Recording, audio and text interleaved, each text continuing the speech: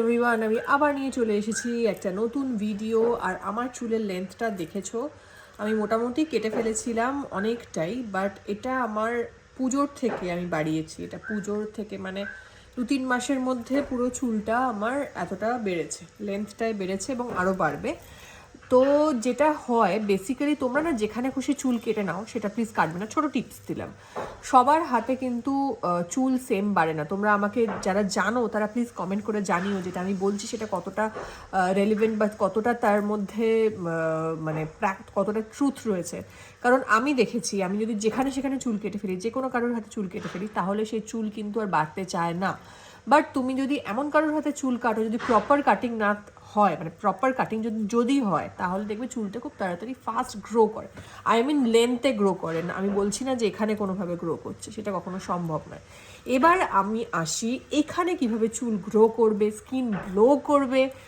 So here growing and skin glowing দুটো নিয়েই আজকে আমি কথা বলবো।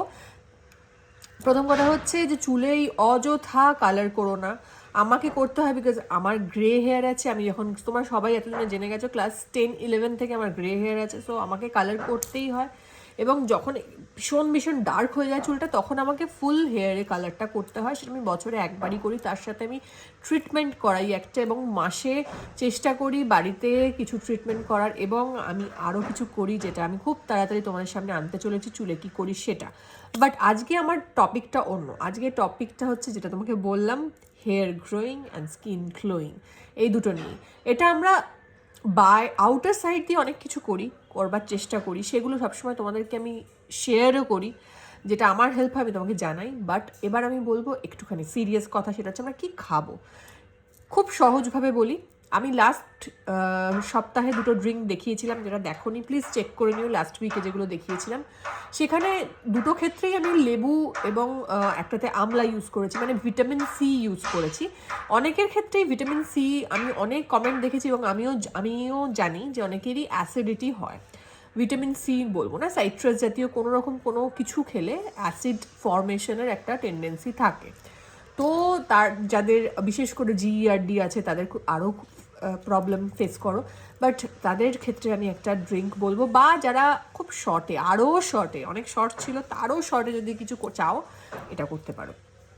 কি করবে, জল নেবে 250 ml মতো জল নেবে, মানে 250 ml মানে একটা স্ট্যান্ডার্ড কাপের জল নেবে। সেই জলটা ফোটাবে, তার মধ্যে একটা দারচিনি, বলেছিলাম সেম কথাই বললাম, দারচিনি স্টিক নেবে, নিয়ে আদা ক্রাশ কি বলে এরকম ঘষে দিয়ে দেবে। একটা 2 ইঞ্চ মতো আদা বা 1 ইঞ্চ মতো আদা হলেও হবে, ঘষে দিয়ে দিলে, দিয়ে ওটাকে ফোটাবে ভালো করে ভালো করে ভালো করে। আমি দুটো ড্রিঙ্ক আলাদা আলাদা বলেছিলাম, দুটো ড্রিঙ্কের মধ্যে 3টে ভালো ইনগ্রিডিয়েন্ট মিলিয়ে এই ড্রিঙ্কটা বলছি। এরপর 1 পিঞ্চ মতো হলুদ দিয়ে দেবে, বা 1 ইঞ্চ মতো হলুদ, কাঁচা হলুদ, এটা সব থেকে ভালো যদি কাঁচা হলুদ পাও, ঘষে ওর মধ্যে দিয়ে দেবে, দিয়ে ওই পুরো জিনিসটাকে ফোটাবে। আদা, হলুদ, কাঁচা হলুদ এবং দারচিনি, কাঁচা হলুদ না পেলে হলুদ গুঁড়ো, কিন্তু ভালো অর্গ্যানিক হলুদ প্লিজ এনো।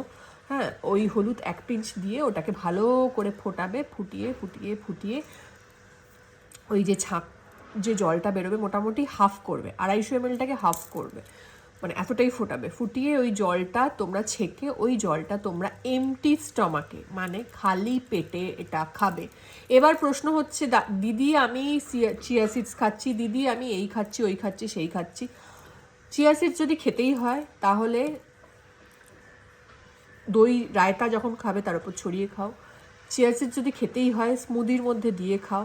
চিয়া সিডস যদি খেতেই হয়, গুঁড়ো করে রাখো অন্য কোনো পাউডার ফরমেশনে, কোনো স্যালাডের মধ্যে বা কিছুতে দিয়ে খাও।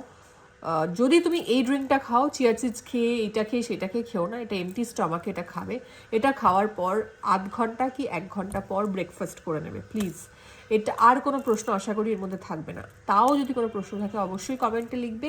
আর বাকি ড্রিঙ্কগুলো খেয়ে অনেকেই বলছো খুব খুব লাভ হচ্ছে, এটা খেয়ে কতটা লাভ হচ্ছে সেটা জানিও। আর এই ড্রিঙ্কটা তোমরা কেউ খাও কি না সেটাও জানিও। আর যদি তোমাদের মনে হয় এটা হেল্পফুল একটা ভিডিও, কাইন্ডলি এটা শেয়ার করো, কারণ তোমার যদি হেল্প হয় তাহলে তুমি শেয়ার করলে তোমার পাশের মানুষটা দেখলে তারও হেল্প হবে।